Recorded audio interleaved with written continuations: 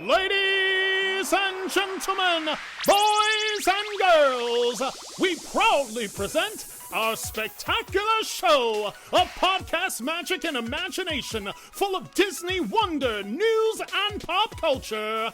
It's the Main Street Electrical Podcast with Jenn Dave and David Dollar.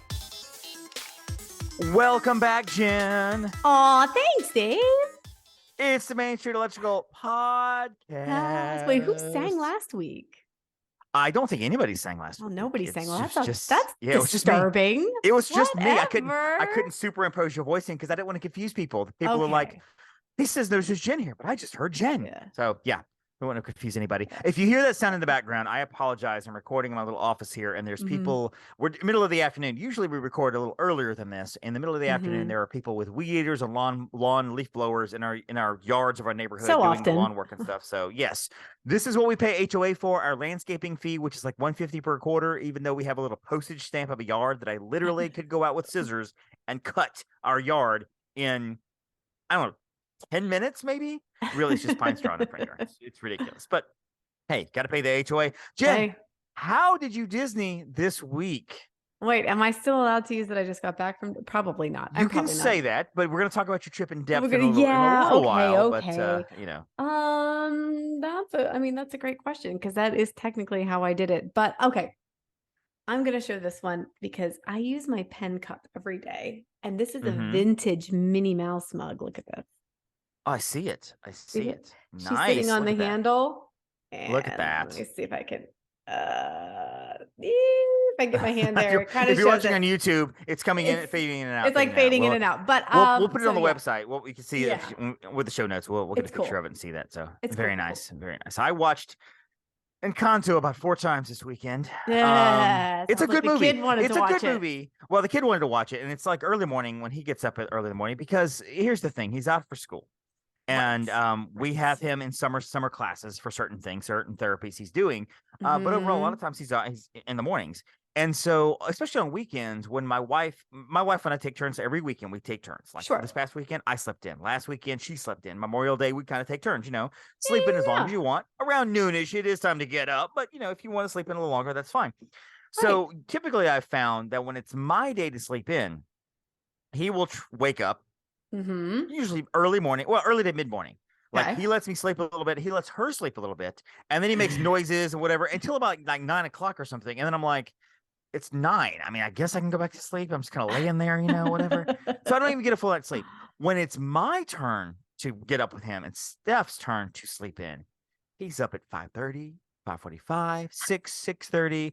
Do you think he knows that it's your day? Possibly, it's very possible. He is a daddy's boy. He loves hanging out with his dad. He loves hanging out with daddy. And so early in the morning, we use the TV as a babysitter. Jen, you'll understand this because you have all your children in the agency. I'm sure at our agency retreat, you'll just throw something on the video screen and be like, "Y'all just watch this. I'm going to go, get drinks for an hour or something." Using the TV as a babysitter. Wait, is that easy? So a lot of times during the day, we'll watch Thomas on TV, Thomas the Train, the episodes and stuff. But early in the morning, we don't want to start around Thomas at 6 in the morning because we don't do Thomas all day. So we will let him pick a movie, and either he will pick Inside Out or Moana or Encanto. But these are good. These are good movies. These are good. So I got to see Encanto several times over. The music is so good. The music in Encanto is so fantastic. The movie makes no sense. It just doesn't, because nobody knows where this house comes from. No, and you watch it, and Abula at the end, she drops the candle, and suddenly this house forms. There's magic, or is it her sacrifice? Is it her grief? I don't know. I'm like, we go into this movie, everybody just assumes that everybody has their own powers, and it's a tragedy that Moana didn't get I'm not Moana. That Maribel didn't get her too. She didn't get a power. That Maribel didn't get a power, and it's like, I need a little backstory here. I mean, I need a little. I feel like I need more than just, okay, guys, this is what's happening, and it's a great storytelling device. They just tell us, here's how this works. And they all have powers, and you should accept it. Watch the movie. Gosh. And little kids are like, "Yay!" And I'm like, I need to know, why is Louisa so strong? How are we getting powers? Why is Bruno's been gone for literally 10 years behind the walls of the house? I'm so confused right now. That sounds like Edgar Allan Poe, though, behind the walls of the house. Exactly. It's such a fun movie, but I'm like, I look at it from a critic's eye, and I'm just like, great movie, but I have questions. I have so many questions. It's like when I watched Fast X. I don't even know what that is. Oh, don't even Fast know and what that Furious is. Part 10, even though it's the 11th part in the series. I don't know what that is. Jen, you would not. And you know what? I'll be honest with you. To watch Fast X, you really don't even have to watch the rest of the movies. You could jump in on Part 10. And that'd be It okay.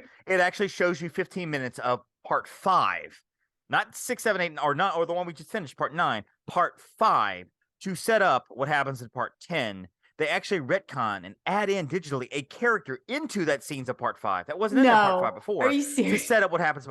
Oh, Jen, it is just, it's asinine. If I can use that word on this podcast. But did you it's enjoy insane. it? But did you enjoy No, it? actually, I didn't. I Oh, did you not. actually didn't I have even so enjoy many. it? Okay. I loved Part 5, Part 6, and Part 7. Part 8 and Part 9, it kind of just went. And Part 10, I feel like I'm we've sorry, bottomed out. but I mean, am I wrong that like really anytime we're getting over like a trilogy, it's starting to stretch? It's possible. It's possible. Am I right? But I gotta tell you though, even if you don't watch 1, 2, 3, and 4, Part 5 is a good movie. Part 5 is solid. Part 6 is good, and Part 7 is right after Paul Walker passed away. Which in these movies, by the way, he's still alive. The character is still alive. How? They Did don't they show just the recast character. him? They reference him. They reference which him. is terrible at this point because now we're 3 movies in. We haven't seen him. We've seen his wife and his kid in the movie, and you're like, he's a bad father. He never shows up for anything. He doesn't show up for parties. Every time the wife and the kid shows up at parties and she's in danger, he's never there. I'm like, this character's a bad father. Let him die. Let his character die. Like it would actually okay. be better. It would actually be better if they just let the character there's go. the scene at the end. I can't believe we're talking about this on the Disney podcast, but there's a scene at the end of Part 7 where Brian, Paul Walker's character, and Dom, Vin Diesel's character, and are in cars and they're kind of racing down a highway. And at the end of it, there's this "When Will I See You Again?" "When I See You Again" by Charlie Puth and Wiz Khalifa, and it kind of does an aerial shot. One car goes one way, one car goes the other, and it's a beautiful ending. It's like we're saying goodbye to our friend, and that's it. And they really could have, even in Part 8, the villain could have been like, "I killed Brian," and that would have set up the whole villainous thing. Whatever. They kept. I don't know what they're doing. I really don't. So I don't know. Let's talk some travel and some Disney. How about that? I could get on this subject of Fast X and talk for a long time. Well, let's do a little bit of news. As reported last week, the Star Wars Starcruiser has come sold completely out on day 1. By the middle of the afternoon, it was all gone. Nightmare for a lot of people. I got in pretty fast. Was able to get my client done. I did for the first hour, and I was excited, and not even understanding how bad it was for everybody else. However, because you got in quickly. I did. I got in an hour. I was done, and I actually called my client later on that day, and I was like, "I just want you to know." Almost like a self-brag kind of thing, like a humble brag, like, just want you to know this is how lucky we got. And he was, "You're kidding me." And I told him about that and as to what crazy it was. Well, reservations have opened up here and there. People I think were kind of booking as much as they could, or like booking things, whatever, canceling out. And I think maybe some people are like, "Oh my gosh, we can't spend this much money. We put a deposit down, but now we have to back off." But now we have to back out. So some things are opening up. So if you want to start cruiser reservation, keep trying. Talk to your travel agent. Pick me, pick Jen, pick Pawn Star, but talk to your travel agent. Keep trying. It might work. It may not. I have no idea. But I will say that if you get it and you want it, hold on to it. Don't cancel it. Don't try to get something else, whatever, because they're going to be in limited supply. And there will be a point that things will not open back up again. Just so you know. It's just, I mean, I kind of figured that this would happen, honestly. Like, I figured that they would. Oh, yeah. Yeah. Yeah. Like, they would open up a little bit, basically. Yeah. So also Run Disney has released their theming for Princess Half Marathon, which is really cool. And it's a very, I don't say vintage, but a very cool design for the princesses, a very modern kind of look for princesses. There was the 5K, and I'll run through the prices real quick. Now, just note, these prices go up about $10 or $15 each starting on December 12th. However, chances are you're not going to find any of these things available by December 12th. You're probably not going to find much of this available in July for registration, because this registration goes fast. Starting on June 20th is when it opens up for the Princess 5K. It's $108. Ariel, with a very pink design. And they're on the 10K. It's Rapunzel, which is a very purplish, yellowish design. I really love Rapunzel. I don't know that I'm going to do the 10K. I want to, but it's $151 to do for the 10K.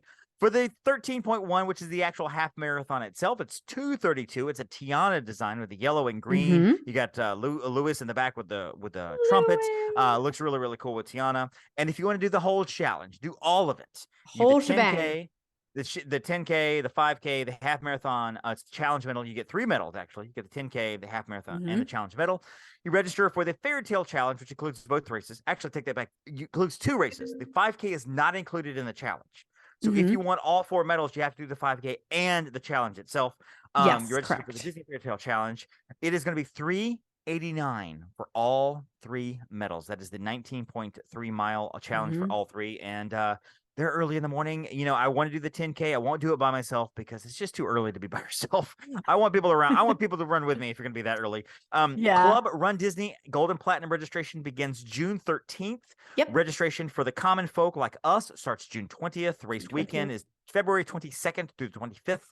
And Sunrise Yoga, which our friend Kyla has taken part of and loved it. Sunrise Yoga on the very first day, registration is $117 or $116.19. Now, And I thought I saw that it was actually on the last day, which is odd, but is it not on the 26th? I copied and pasted the information from the first day, but let's go find out real I think quick I was on the I was on the Run Disney website, and maybe I misread it, but I was like, really? That's odd. Let's find out the view details from the Princess Half Marathon weekend, which is coming up. It's very, very fun. Let's see. You got the Princess Yoga registration opening soon. And it says, oh, it is the last day. We're like, isn't it the last 26th? Day? It is. Okay. So I feel like I copied and pasted. I feel like that was ending. A relaxing ending to a magical weekend. It's happening on February the 26th. Interesting. Isn't that interesting? I don't think I knew that. Nice. Only because I was looking it up, because one of the things I did this week was I started planning for our next agency retreat, which we are, as an agency, going to probably, at least this is the current plan, we are going to go over that weekend, and there's going to be a lot of stars participating in the Princess 5K. So yes, I'm pretty excited about that. Yeah, I think it's going to be really fun. So it's just, I was just like, oh, like this is the last day. This is odd. So anyway, that was I love it. That's why I love that. And honestly, I'm glad you said that, because I really thought it was the first day. And maybe they changed it today. I don't know. Maybe we're breaking news. I have no idea, but that's regardless. That is super cool. Also, earlier today, literally an hour before we came on, Apple had their Apple Worldwide Developers Conference 2023. And this is when they're kind of announcing a lot of new product. And this isn't the usual iPhone announcement thing. This is like their new things they're working on. They announced a new mixed reality headset that will be compatible with Disney Plus. Yes. Oh, Apple Vision Pro. It's going to retail for $34.99. It's basically like a headset you put on. It blends virtual reality and augmented reality into one product. Apple CEO Tim Cook says it's the first product you look through, not at. Yeah, exactly. Bob Iger had come out. He was in attendance. He gave some unique content that would be made available for the platform. So things you'll only be able to see there. Now I'm envisioning like a headset you put on your head. It's a way that you can goggles use or something. Yeah, well, it's something like that. You can use this as a personal way to arrange your apps, which can be placed in a physical space and expanded or shrunk to your needs. If you want the real world to fade away, you can also add an immersive landscape experience instead of the real world. Incredibly, and unlike competitors, those around you can see your eyes through the Vision Pro, giving you the ability to stay connected, which means I can see you versus just having the headset on. This is a massive deal in the VR space, as it stops users from being as locked out as they are in other headsets. So this sounds cool and also very scary and creepy. This is I don't like. I'm not entirely sure how I feel, but like, cool. Right. Well, VR is interesting to me, but there's something about like even if I'm at my house by myself, the whole house is locked down, there's nobody home, and I've got the VR headset on, and I'm walking through Disney World VR or whatever. Like the fact that I can't see or hear anything going around me in the real world, which means anybody can creep up on me as I'm standing there. It's just weird. I don't know that I like that. It's just it's very odd. No, I would agree with that. I feel like that's what would freak me out, because I like to like have my peripheral vision, like even because I've got a virtual background on Zoom, I don't actually love that, because I mean, really the only person coming up supposed to be Brady, but right. Well, I can hear, because I don't have the headsets over the earphones over my ears. I can hear when my kid comes in or starts banging on the door or whatever. So yeah, we need to get Derek Frank on to talk about virtual reality. He probably know a lot about this. We'll see him this week. Yes, we'll see him this week. We watch this weekend. I told him that I would try to monopolize his time, and he's like, that's absolutely fine. So very good. You have the ability. Let's talk a little bit about your trip, Jen. You went to Disney World last week for the first time, and God forbid you went in the first time in like 3 months. Like 3 months. I was praying for you. I knew you were struggling. It was very hard. Thoughts and It was prayers. hard. I know. But It I'm was glad you made it hard. through. I'm glad you made it through. So let's talk a little bit about the trip. You stayed, of course, Yeah. at Grand Flo. Some Obvi. highlights of the trip. Well, let's ask you, tell me about Tron. Kind of give me the inside of the trip. Yeah. So, I mean, it was a fabulous trip. First of all, it was for my birthday weekend, which my birthday weekend is always right near Memorial Day, just because of when I was born. It typically works out that way. So every year, basically, except for COVID, we we go to Walt Disney World. COVID is dumb. COVID is dumb. Yeah, exactly. So we went, and plus, because it's like a long weekend. It's just Brady doesn't have to take off that day off of work. So, and and we don't, what was shocking to me was Memorial Day, the crowds were, I saw pictures. It was like they were crazy. non-existent. Like, I don't want to say not, but basically it was like a Labor Day crowd. It was like nobody. Yeah. No, I was like, oh, okay, this is unexpected, but awesome. It was super fun. We went down, checked in Thursday morning. Into the Grand Flo, of course, had a refurbished room again, because at this point, the Grand Floridian is mostly refurbished. The final outer building is that is being done is Sego Key, which is the one all the way in the back near the conference center and near Gasparillas. Okay. And it reportedly, and it looks as if it's finishing up. So that one should be done sooner than later, which means all of the outer buildings will be done, and all that will be left is the lobby. And I believe some of the concierge buildings are getting redone as well, because I don't think they redid those yet. So that I don't know that they've given an exact like, oh, it's going to be done by fall, but.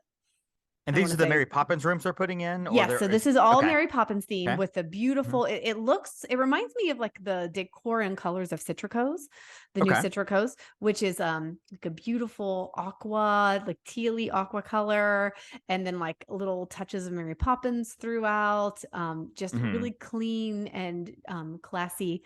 Love those rooms. So it looked really good.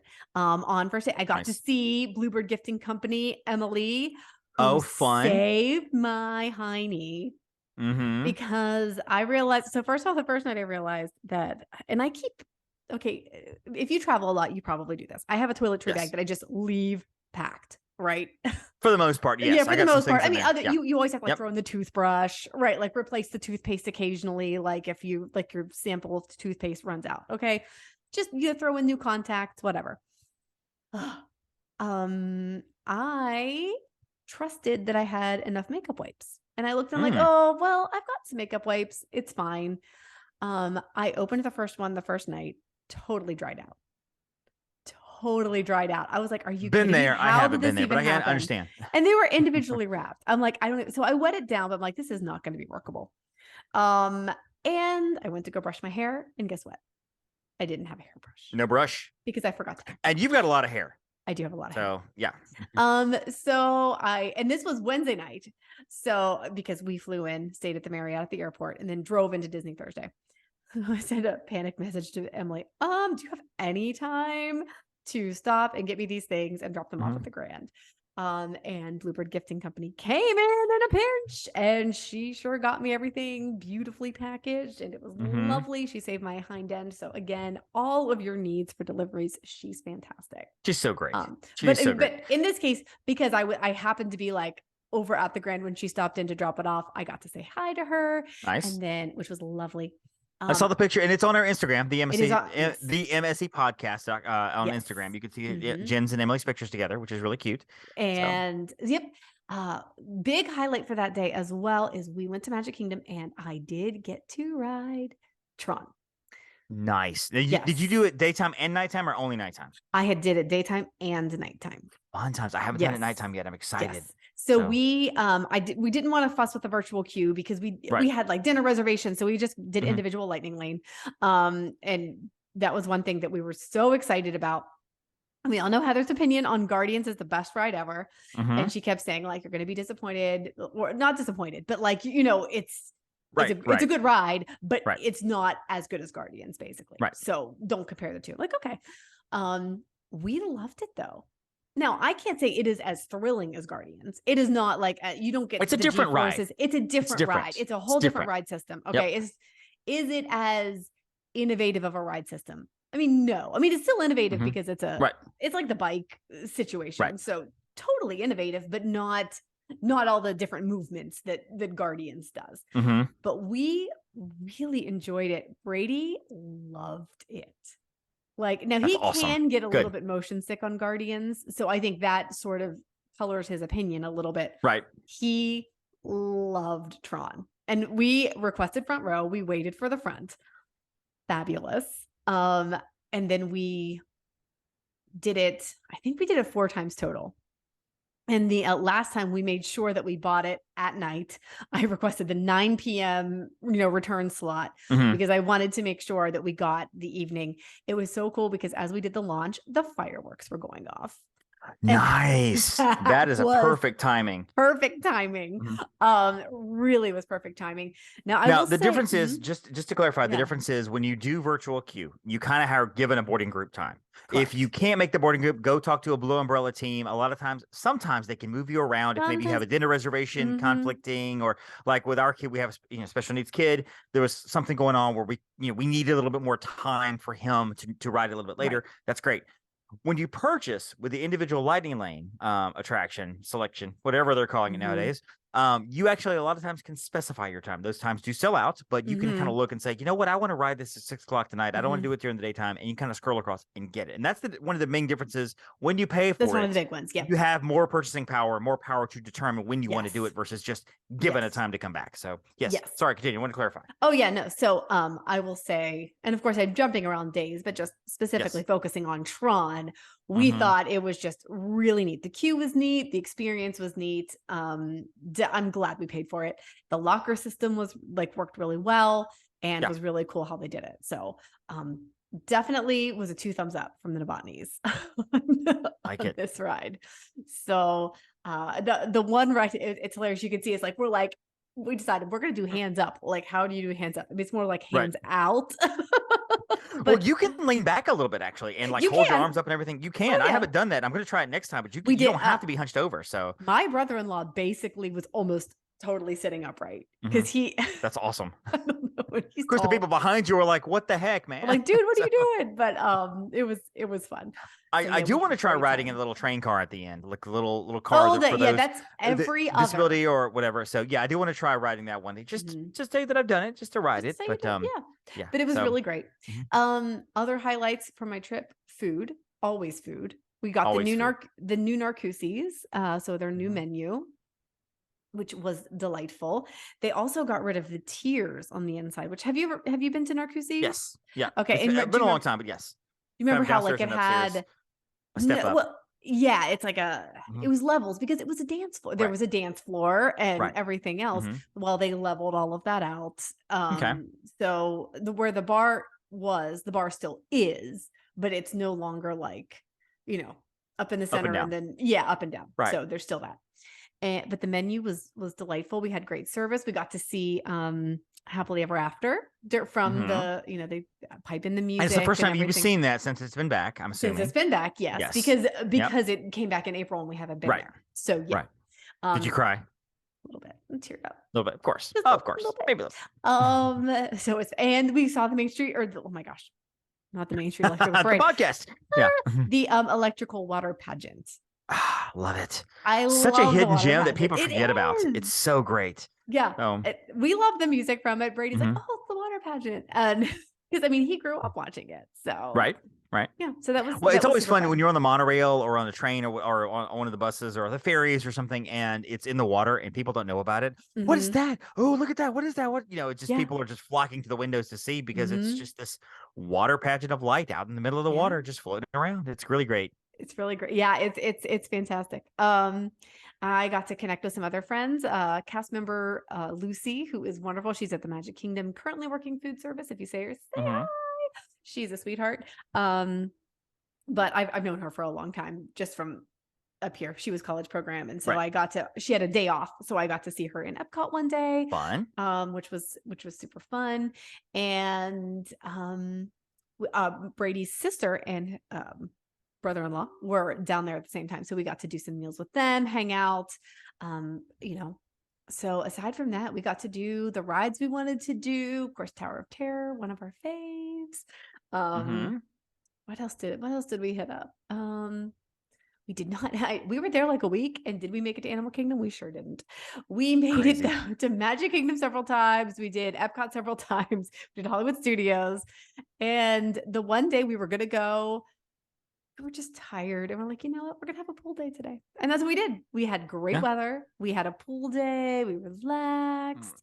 And it was and as totally annual worth it. pass holders, after 2:00, you don't have to determine where you're going to go. You just go Exactly. after 2, which is there must have been a Which is little bit of freedom in fabulous. that too, just going, which sounds fantastic because up until now for a long time you've had to, even if you just it's 2:30, you're like, all right, let's see if we can find a park and go to it real quick. Even if it's sold out, we'll go to this park, go in, and then leave and go over there. And then leave and go over there. Right. Yeah. But it is nice because we just canceled our park reservation for the day. And like, okay, if we feel like going somewhere tonight, we'll just go wherever we want. It doesn't matter. We don't have to have anything. I love that. Love it. It was love great. it. Good trip overall, I Good assume. trip, yes. Great trip. I love watching you and Brady because you're just a fun little couple that's been married for many years, and 17 years. birthday trip 17 years, and you guys are like a couple of teenagers just bouncing around the parks and having a good time, and the kind of couple that's like, we don't want to rope drop because we like sleep. We'll get there when we get there. And honestly though, because we don't feel pressure to get stuff done, and it's like, so I don't tour the way I tell my clients to tour because it's different. Right. I'm coming from a perspective of I've been a zillion times, I'm gonna be back. Right. But like I have my must-dos, and that's what we were like, okay, if we plot this right. So we got like right on Pirates both times. I think we waited less than 20 minutes because people are always asking, Jen, when y'all get into the park, and I feel like you guys are Mr. Incredible in The Incredibles. We get there when we get there. Stop asking. But it's like, why aren't you there? I'm like, it's fine. It's fine. Oh, that's funny. I can't wait to go back. It'll be probably November before I get to go back, unfortunately. I'm crossing my fingers. I mean, it's 6 months. Oh my gosh, prayers needed. I know I'm very lucky to get to go several times. I've already been twice this year, 3 times this year. I don't remember, twice this year. And so I'm looking forward to going back in the fall when it's nice and cool and such. One thing you didn't get a chance to do, however, because you've been gone on vacation, was to watch the movie, The Little Mermaid, at the theater. That is correct. I did not get to see And so I kind of want to give a quick rundown of The Little Mermaid. Directed by Rob Marshall. He's also the director of the movie Chicago, which won the Oscar earlier for Best Picture in 2002. Chicago. Here's his Disney connection. He also directed Pirates of the Caribbean on Stranger Tides, which is the fourth one, I think. Is that the fourth one? Okay. Third one, fourth one, I don't remember. Whatever. He also directed Mary Poppins Returns. Oh, I love many other. Yeah, he's done several, but he's the director of those, and so he is directing a movie called The Little Mermaid. It's the live-action remake of The Little Mermaid, the famous classic from 1989. This time, of course, Halle Bailey, not Halle Berry, but Halle. Oh Bailey. my gosh! Every time somebody says her name, I struggle because all I can throw think you of off. That's all Exactly. I can think of Exactly. But Halle Bailey plays Ariel. She looked beautiful in the. She is. She's gorgeous. She's beautiful. She looked absolutely. And I've heard that her voice was. So you'll have to tell me your review, but I've heard her voice is beautiful as well. Her voice is amazing. Her voice. She's got the chops to do it. For me, the bar was going to be a little low because I wasn't sure how the movie was going to do. Because again, I'm like everybody else, going, "Oh my gosh, another remake, another live action remake to a movie. Do we really need this?" But guess what? Beauty and the Beast made over $500 million. You people keep going to see them. Disney's like, y'all complain if you want, but we're going to keep making them because you keep going to watch the movies. I'm sorry. We're making money here. And they made money with this one. The big difference is basically is you really dive into Ariel's whole family. You don't see Ariel's mom, but King Triton is the dad, and he brings everybody together. We didn't see Ariel's mom in the original either, so probably not. Oh, well, I don't remember. No, the cartoon never mentioned the mom. You're right. Yeah, we never saw her. And they mention her in this one. I mean, the original movie is like 89 minutes. This is 2 hours and 15 minutes. So there's 45 minutes of extra stuff in this movie. We see the whole family and how Ariel keeps going to the service. Triton keeps getting onto her. Of course, she does Part of Your World, which is a beautiful version of Part of Your World.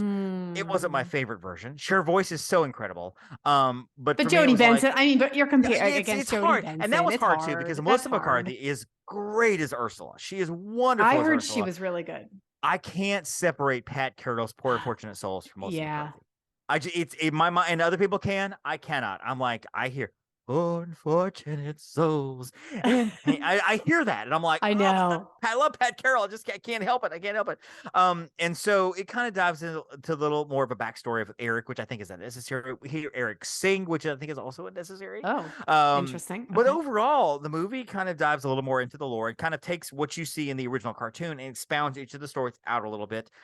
Sebastian was played by actor David Diggs, who is also in Hamilton. He was great. His Sebastian, Oh. I thought, was spot on. I thought he was funny. I thought his accent was great. I thought Sebastian was well done. Flounder was Jacob Tremblay, who was at the time, I think he was 13 or 14 when he did this. This was, of course, was Oh. made pre and during COVID kind of thing. So Oh, this has that's been out. right. That's been This in has been out for a production little. for a This has been while. done for a few years. Jacob Tremblay was also in the movie Wonder from a few years ago, and he's okay. Mhm. Flounder, I feel like, was a needed character in this movie. Aquafina, comedic actress, plays Scuttle. I didn't like Aquafina in this role at all. I didn't like Scuttle in this Okay. role at all. There is an actual song called Scuttlebutt with Aquafina and Wait, Scuttle gets a Sebastian. song? They do. Yeah, they get a song called Okay. Scuttlebutt. And it's basically like she's trying to report the news or whatever. And it's a lot of people, I'm hearing a lot of people saying this song is terrible. And I think the song is terrible. And even Aquafina has come out like, hey, I'm just singing what they gave me. This is what I was told to sing. I mean, So that's no slight to Aquafina. Like you just got to do what the movie says. I mean, the choreography or the cinematography of the movie is beautiful. I mean, the settings are beautiful. I actually saw a 3D version of it. I didn't mind it. I felt like I was watching. It's not James do Cameron. you normally James do Cameron, 3D? I don't. They happened to be the Okay. only show available at night. I go see movies okay. late night. This is a 10:30 show for a 2-hour and 20-minute movie. So it was the only one available. So I saw 3D. I mean, James Cameron does stuff with 3D that nobody can even understand. Nobody can comprehend how good he is at that. So there's no Right. comparison to this. Sure. Either way, you feel like you're watching a screensaver because you're like, oh, the fish in the water and whatever. Little Mermaid, I think kids will love this movie. I think adults can probably watch this movie and enjoy this movie. It's safe. Mhm. There's no language in this movie. There's really no real violence in this movie other than what you've seen in the original. So if your kids are okay with that, there is And some it's like the suspense to it. same sort of Flotsam like, and Jetsam are very creepy in this movie, which of course they need to be. They don't Yeah. speak in this movie, and so she and Ursula just ends up Oh. speaking to them the whole movie, which is kind of odd because she's just that's odd. they keep flashing over to her, and she's just talking to herself the whole time. And there's Flotsam and Jetsam swimming around. And such. That brings up a whole new set of issues. And so to battle the whole idea of like this movie is woke. This movie is not woke. I think this movie is unnecessary. I didn't know why we made it, other than Disney was going to get paid, and they did. I think this movie's doing very well at the box office, and I think because of this, they're going to continue making the live actions until they run out of films, and eventually they will turn out and probably make animated versions of the live action movies of the animated versions that they've made. That's just my guess. We'll see an animated version of this Little Mermaid in like 10 years or something. I don't know. Well, I just think I miss original. I miss original storytelling a little bit. Yeah, like I do too. Yeah, And I just wish Elemental opens up next week, which is the Pixar's newest film. Oh, that's right. I think this is a return to Pixar storytelling. I haven't seen it. The reviews have been very tepid on it, so we'll see how it goes. I'm looking forward to seeing it. Pixar, just to jump on the Pixar sidebar, I think Pixar as a whole has been a casualty of COVID. Not the studio itself. We're going to still seeing movies. Right. Onward was out for a week. Onward was very popular. People were loving Onward. Out for a week. Onward was good. People forget Onward exists. I mean, like nobody talks about Onward. I know. Soul should have been in theaters. I kind of wish Soul they'd would have held been it. gorgeous. I wish they'd held the movie. Yes. For another year or two. I Should have been in agree. theaters. Wasn't. It disappeared on Disney Because Plus. on a big screen, Luca, beautiful. on a big screen would have been beautiful. Beautiful. On Disney Plus. Turning Red, they kept on Disney Plus. The animators were very upset because you have movies getting theatrical releases and their movies were only on Disney Plus, and they should have been theatrical. Then they came out with Lightyear, whole host of problems with that movie. That's another discussion. I think they have had a real problem. I think they've had a problem with, I think COVID just really blew the whole vibe. I'm looking forward to Elemental. I'm hoping they really do some fun stuff with this, really give me some good Pixar storytelling. The other movie I want to mention real quick as we close, only because this is an MCU movie, even if it's not a traditional MCU film, Spider-Man Into the Spider-Verse. I didn't even know this was a movie. Oh, okay. So they did one a couple of years ago called Spider-Man Across the Spider-Verse, and it's an animated film. The animation is incredible. The animation is so good. Who did the animation? It's Sony. It's Sony Animation working with Disney because they both co-own Spider-Man and some of these things. Okay. But the first one was from 2018, and it told the story of Miles Morales, who is a Black Spider-Man, and he's that way in the comics. He's kind of a Brooklyn kid, and he ends up being Spider-Man. Kind of the story told from his angle, and got a whole different set of friends and everything. And in the first one, he basically ends up going into which is like the multiverse. He hit the multiverse before Doctor Strange hit the multiverse, if that makes any sense. And so in the first one, you bring out these Spider-Man from all different realities, including Spider-Noir, who's like this vintage detective from like the 30s, played by Nick Cage, Spider-Gwen, which is Gwen Stacy. You have Spider-Ham, which is a popular character from the 80s called, it's a pig version of Spider-Man, basically. Peter Porker. which is hilarious. But it was like fan service to have him in this movie. And then you had an actual older Spider-Man who came from another dimension or whatever. So at the start of the movie, Gwen and Peter Parker trippy. were very good friends at the end of last movie, but they went back to their own dimensions. Okay. Well, they weren't sure they're going to see each other again. Well, this one it brings up a whole new villain and a whole new set of problems and everything, a whole new set of dimensions where Spider-Man gets thrust back into the multiverse, trying to battle a villain that he's having a hard time. And I know it's very confusing. There's a lot to this movie. If you've ever seen the meme with Charlie Day in front of the whiteboard, he's smoking a cigarette. There's like lines everywhere. Yeah. That's what I imagine the screenwriters telling the cast and the producers about. This is how it's going to go. Having said that, the movie unfolds beautifully, and it's very understandable. Like, you see what's happening, you see what's going on. They don't talk down to you. They're not like, okay, so this is what's happening here. But it's the animation. It's 2 hours and 15 minutes long. One of the longest animated movies ever. Wow, that's long. The animation is incredible, and I don't use this word lightly. It's breathtaking. Some of the stuff they do in this movie is just unreal. Wow. And it's a very cool animation style, because some of it almost has like a comic book print to it. You almost see like the little pixels, little lines on the faces of the characters, because it's from comic. And a lot of times they'll show over in the corner like where they are, instead of just instead of like Brooklyn across the screen in the corner, like a comic book, it'll say back in Brooklyn. And there's one or two scenes where they mention something, and over in the corner it'll have an asterisk, and it'll say that's what this is, like a comic book. The voice cast is fantastic. Haley Steinberg is Gwen Stacy. She's in this. The movie actually opens up with her for the first 15 minutes, then it kind of dives to Miles Morales. This is such an incredible film. These two movies together have been, and a lot of people are declaring these the best Spider-Man movies you're going to find. Like, this is the best Spider-Man movie. Tom Holland says the first one of these is the best Spider-Man movie out there. Okay. Jen, I think you and Brady would actually enjoy these movies. I think you would enjoy the first one, because it's just such a won the animated Oscar that year, which well deserved. This is a great movie. It's I would say probably 8-9 years old and up, because there is a little bit of language in it, not much, but just a little bit, a few minor little curses here and there, nothing big. There is some very tense moments, and I will warn you on this movie, because there is a third movie to ending the trilogy coming. This movie stops like that. It just goes to be continued. So cliffhanger, cliffhanger. Now you kind of look at your watch going, okay, we've been at this for 2 hours and 10 minutes. It's coming. So it's coming. But when it stops, boom, it's done. Like, it just stops. Oh, we just stopped. Oh, so that's how it's going to be, huh? Okay. I saw this movie the other night, and I loved it. I cannot wait to see this movie again. And it was such a good film. Oh, wow. Okay. I cannot. This is probably, I'm saying this and Guardians and Air, which came out a couple of months ago with the Michael Jordan, the Air Jordan story. Right. Probably my three favorite movies of the year. This, Guardians, and Air, and this is okay. This is a breathtaking film, which is interesting, because I've heard a lot of people say that they didn't like Guardians. Really? I've heard a lot of people, that they did not like it. I could see where it wouldn't be for certain tastes. I could see that, and I could see where this movie wouldn't be for certain tastes either. But you also going into this movie knowing what the first one was. You should not go see this movie without seeing the first one. Sure. I think anybody who you can't Fast X, you walk into, you're like, this movie is dumb, I'm just gonna watch what it is and be done with it. It's fine. You cannot walk into this one with a full understanding of what's happening unless you've seen the first one. I think people's contention with the third Guardians was that it was not as lighthearted as the first two, because the first two, I mean, I saw the first two, and their contention was it was a different vibe. I don't know, I haven't seen it. So it is a different vibe. It is a different vibe. And I think you'll love Guardians as well. I think you'll love it. I would say for me, Little Mermaid is good. I think it's a pretty good movie. I don't know that I'll watch it again. This one, Spider-Man Across the Into the Spider-Verse, is it's beautiful. It's fantastic. Okay. So those are my movie reviews as we wrap up the show. Jen, where can anybody go online to find you in the inner space of the World Wide Webs to find all your great pictures and such?